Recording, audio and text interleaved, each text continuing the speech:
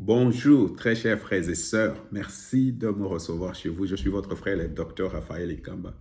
Merci pour les abonnements, merci pour les commentaires, merci pour les likes. Aujourd'hui, je voulais nous entretenir sur les sujets d'Armageddon, la dernière bataille entre les forces du bien et les forces du mal. Alors, je suis venu à cette idée à cause du communiqué de messieurs Kamitatu qui proclamait l'arrivée de messieurs Joseph Kabila à Goma. Donc, Joseph Kabila rentre à Goma. Qu'est-ce que cela veut dire? Alors, la première chose qu'il faut comprendre, c'est que cette guerre, nous sommes en train de la gagner. Nous sommes en train de gagner cette guerre.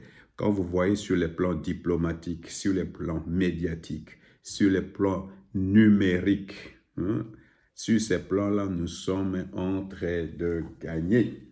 Alors, tout le monde maintenant se prépare à l'assaut final, à la victoire finale. Alors, je pense que même le Rwandais, ils ont compris que cette guerre qui nous est imposée par le Rwanda, c'est la dernière guerre que l'Est de la République du Congo va connaître, la dernière. Je ne pense pas qu'il y aura encore une guerre comme ça. Alors, tout le monde a compris ça. Les Rwandais ont compris ça. Les Ougandais ont compris cela. Les Banyamulenge, les Banyarwanda, les Banyarwanda, ce sont les Tutsis du Rwanda.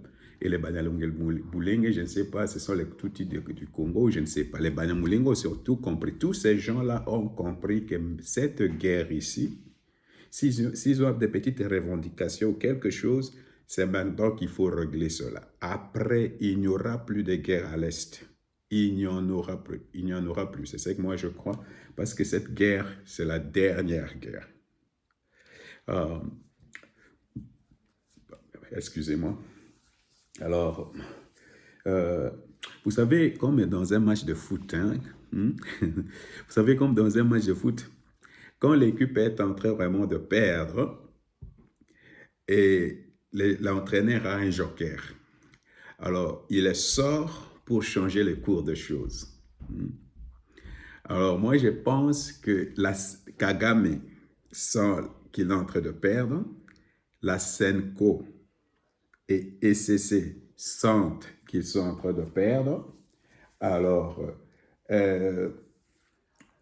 les deux fois, il y a deux fois, mais c'est Monseigneur Mouteba, elle a fait une sortie médiatique une fois avec une femme comme ça, une fois avec Jeune Afrique. Il y a Kabila lui-même qui est maintenant tout le temps sorti, il a fait aussi une interview sur Jeune Afrique.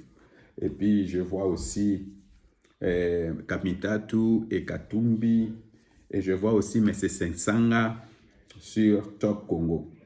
Alors, je ne sais pas, parce que pour beaucoup d'entre nous, peut-être, toutes ces choses-là sont des coïncidences. Dites-moi si pour vous, ce sont des coïncidences. C'est une coïncidence que tous ces gens-là communiquent comme ça à la fois. Je ne sais pas pour M. Sessanga, mais je crois que vraiment, cette communication-là est d'une façon coordonnée. C'est mon analyse. Alors la question est vraiment, dites-moi dans les commentaires ce que vous en pensez, si c'est une coïncidence ou c'est coordonné. Moi, je pense que c'est coordonné.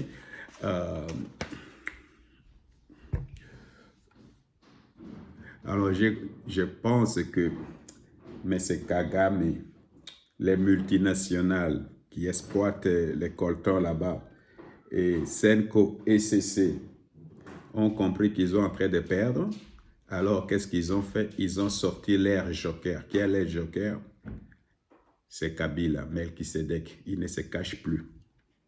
Maintenant, c'est clair maintenant que nous sommes vraiment à la dernière ligne de cette guerre. Parce que Kagame ne peut plus supporter, il fait sortir Kabila pour prendre la direction de cette guerre. Kabila et Katumbi, c'est une alliance, mais aussi avec la Senko. Je ne sais pas si je... Maintenant, d'ailleurs, je commence à penser vraiment que c'est la Senko qui est l'instigateur de cette guerre. Vraiment, je commence à penser comme ça. Surtout Monseigneur Mouteba et Cholet sont derrière. Ils savent quelque chose sur cette guerre. Son commencement, dans les officines, ils savent quelque chose. Ils en sont pour quelque chose. Mais c'est Cholet et M. Mouteba. Ils en sont pour quelque chose. Alors ils ont sorti l'air joker, comme eux, ils veulent rester toujours dans ces habits-là, dans les robes. Hein. D'ailleurs, vraiment, pourquoi ils ne font pas la politique? Au lieu de nous embrouiller avec des robes, mais sortez, créez un parti politique, faites la politique. Hein, M. Cholet, pourquoi nous embrouiller? M. Cholet, est-ce que, M. Cholet, vous pensez vraiment que si vous faites un parti politique, vous formez un parti politique au Congo, là, à Kinshasa, tu vas avoir des gens derrière toi? Tu vas gagner les élections? Je ne sais même pas de quelle région tu connais. Tu viens, même là-bas, tu ne vas pas gagner. Tu es tellement médiocre. Mais c'est Mouteba la même chose. Ce sont vos robes-là qui vous donnent une certaine légitimité, une certaine pureté et tout ça. Mais maintenant que vous trempez dans la politique, dans la corruption, où est la pureté? Vous êtes tellement souillé que ça sent jusqu'ici. Alors, c'est quoi Armageddon? Parce que c'est de ça qu'il s'agit. C'est quoi Armageddon? C'est un terme qui vient de la Bible. Alors, c'est la dernière bataille entre les forces du bien et les forces du mal. Ici, par exemple, dans la Bible, les forces du bien, c'est Jésus, les anges, hein, et Dieu d'un côté, et puis de l'autre côté, Satan et ses démons. Et les autres gouvernements qui sont avec eux. Alors ça, mais ici dans notre contexte ici, qu'est-ce que moi j'ai écrit? Qui sont les forces du mal? Alors il y aura alors la guerre entre les ennemis de la République et les forces du bien, les vendus de la République et les patriotes, ceux qui aiment le Congo et ceux qui n'aiment pas le Congo, les enfants du pays et les bastards, ou comment on dit bastards, les bâtards de la République. Alors c'est là, maintenant c'est une bataille rangée. Hein. Alors comment je peux vous montrer cette bataille rangée? Alors d'un côté, il y a le tireur de ficelle lui-même, Kagame, vous voyez qu'il est fini, donc il essaye un peu vraiment de congoliser cette affaire. Hein, parce que c'est quelque chose qu'ils ont fomenté ensemble. C'est ça que je pense. Je pense que la Senko, Kabila, Katumbi ont fomenté cette guerre ensemble contre Félix Antoine Tshisekedi. Maintenant, quand je coupe et j'entrecoupe et j'analyse, je vois tout.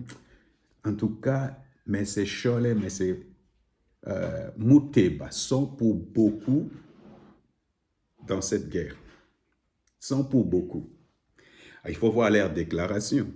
Il faut voir leurs déclarations. Alors, il y a de ce côté-là M. Kagame, il y a M.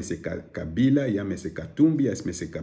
Kamitatu, il y a la Senko SCC, il y a les Banyarwanda, il y a les Banyamulenge, il y a le PPRD, le pays comme le Rwanda, le Kenya, l'Ouganda, et puis il y a des armées comme RDF, UPDF, les M23 AFC, et puis il y a des partis politiques comme les PPRD et tout ça. Et puis il y a aussi les multinationales qui sont derrière ces gens.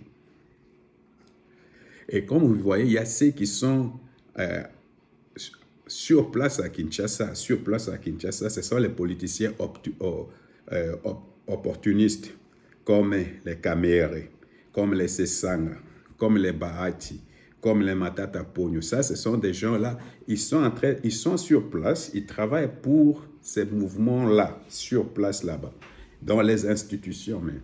Ils ont des alliés dans les institutions. Et puis, il y a des gens de l'opposition. Les gens de l'opposition, je ne sais pas où est-ce que je peux classer Fayulu, ou est-ce que je peux classer Sesanga. Mais peut-être, je vais le dire après.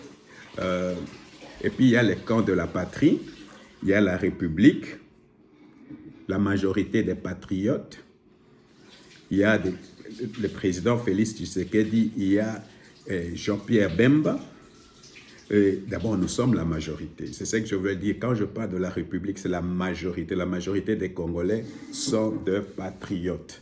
Hein? Des gens qui aiment le Congo. Il y a les FARDC, il y a les Wazelendo, et puis il y a Dieu qui est de notre côté. Oui, Dieu est de notre côté. Parce qu'il y a des gens qui pensent, Raphaël, pourquoi tu dis Dieu est de votre côté? Laissez Dieu en dehors de tout ça. Croyez-moi, ces gens-là. Par exemple, je pense, je ne sais pas, mais il y a quelque chose qui lie, quelque chose de nocturne, quelque chose d'opaque, quelque chose de mystique, quelque chose de mauvais, je ne sais pas, démoniaque, qui lie Mouteba, qui lie Kabila, qui lie Messe Chole et qui lie Katumbi. Cette chose-là, je pense, peut-être les gens vont dire c'est la religion, non. Moi, je pense qu'ils sont dans une organisation culte. Ils sont dans une organisation culte. Ça peut être la franc-maçonnerie, ça peut être quelque chose. Parce que la haine qu'ils ont contre Tshisekedi, cette haine-là n'est pas une haine normale. C'est une haine qui est surnaturelle, à mon sens. Quelque chose qui vient de l'occultisme, de quelque part. Du diable lui-même. Alors, vous voyez, il y a du côté, alors je ne sais pas, qu'est-ce que vous en pensez? Est-ce que Fayoulou, on peut les mettre du côté de la patrie? Ça, je ne sais pas. Ça, je ne sais pas. Alors, j'ai mis Dieu du côté de la patrie, parce que c'est Dieu qui nous, d'abord, c'est Dieu qui nous a donné ces pays-là. Des deux, Dieu veut à ces moments précis de notre histoire que Félix Antoine Tshisekedi soit président de cette république, la démocratique, de cette république démocratique du Congo. Maintenant, là.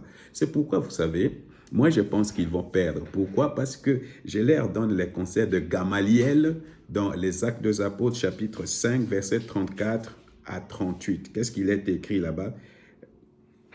Si cette œuvre est humaine, elle se détruira. Mais si elle vient de Dieu, vous risquez ou vous courez le risque de combattre contre Dieu. Alors, messieurs les pères spirituels, si vraiment vous connaissez ce qui est dans la Bible, vous allez perdre. Vous allez perdre. Monsieur Chole, tu vas perdre. Monsieur Mouteba, tu vas perdre. Et tous vos gens là, votre conglomérat des ennemis de la République, des mafieux, politico-religieux, vous allez perdre parce que vous trompez des combats. Vous vous trompez des combats. Cette fois-ci, c'est la République qui va gagner. Quelqu'un ne peut pas venir comme il est venu là de quelque part avec les bottes et devenu président de la République. Et nous, on va accepter. Vraiment, vous nous prenez pour des cons. On va se faire rouler 2 fois dans la farine, vous pensez? Maintenant, parce qu'il a de l'argent, il est allé faire quelques études, je ne sais pas quoi, un doctorat en Afrique du Sud, il va revenir pour nous dire quoi?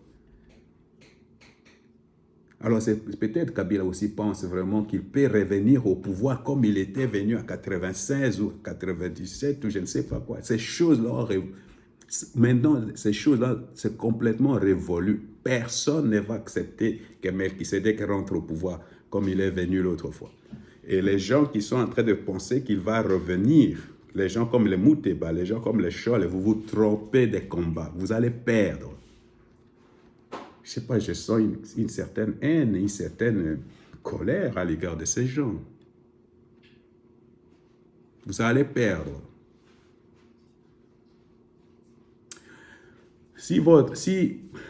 Parce que Mouteba, son exploit, c'est d'amener Katumbi et Kabila à se réconcilier, peut-être comme des Katangais.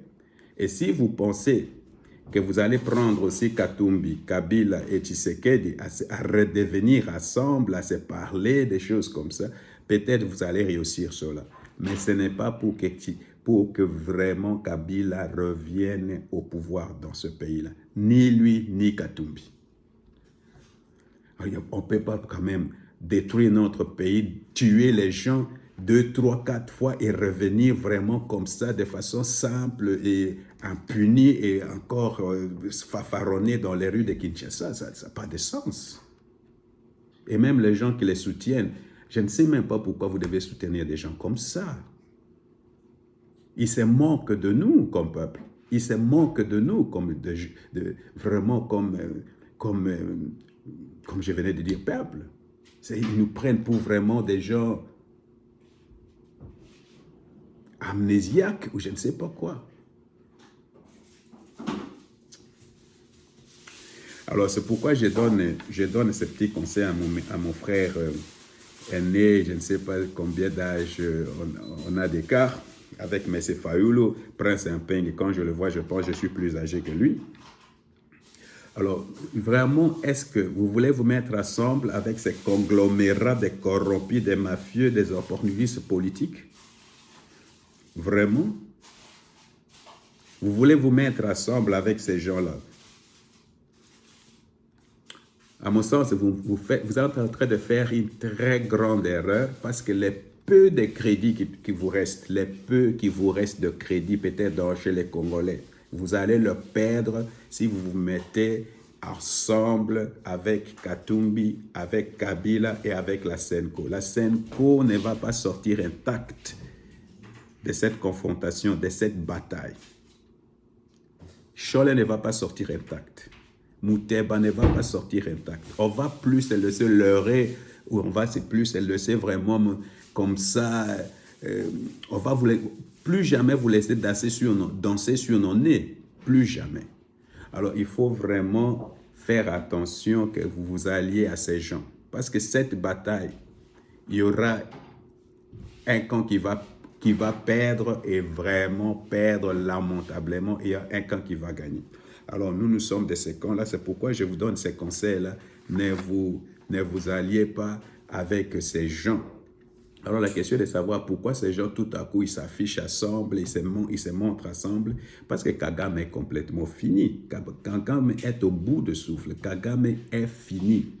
Kagame est fini. Alors, il a besoin de l'aide. Il a besoin des alliés. Il a besoin de l'aide des gens qui peuvent le soutenir, qui peuvent lui donner un second souffle, qui peuvent congoliser cette affaire. Il a avalé quelque chose de plus grand que son petit coup et maintenant il a des problèmes. Il ne sait plus avaler Goma, il ne sait plus avaler Bukavu, il ne sait plus avaler la République démocratique du Congo. Alors il a besoin de quelques personnes à la rescousse. Qui sont ces personnes? C'est Kabila, c'est Katumbi, c'est la Senko. Et ces gens-là, ils sont là-bas tout simplement pour protéger leurs intérêts. Et d'autre part, je pense que le dialogue, l'initiative de la Senko est dans les passes. Alors, qu'est-ce qu'ils essaient? Ils essaient de faire la pression. Je pense qu'ils s'organisent même à gagner la vie de Kindu, à gagner la vie de Owezi, à gagner la vie de Kisangani, à gagner la vie de Kalemi. Je pense qu'ils ont besoin maintenant, pour vraiment faire pression, ils ont besoin d'une force armée.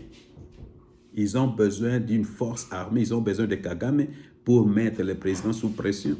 Gagner une ville, 2 ou 3 pour mettre la pression sur le président pour dire voilà, nous devons maintenant nous asseoir pour parler, pour dialoguer, tout ça. Parce qu'ils savent leur dialogue, c'est fini. Il n'y aura plus de dialogue. Alors là, pour moi, c'est la seule raison que je vois pourquoi ces gens-là se mettent de cette façon-là pour combattre la République. Alors, Kabila veut revenir au pouvoir.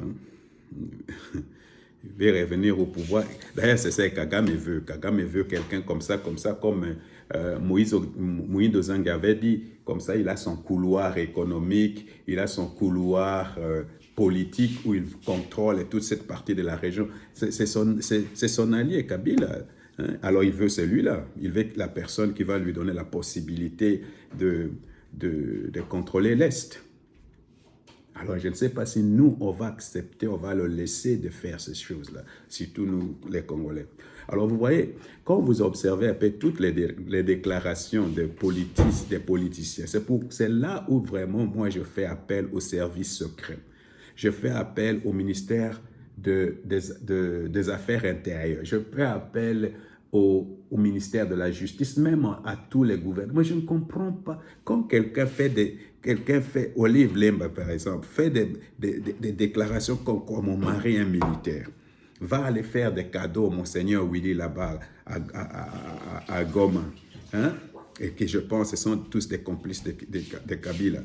Et quand l'abbé Scholl, un tribaliste, hein, un jaloux, un homme, il dit un homme encouragé, fort, va venir.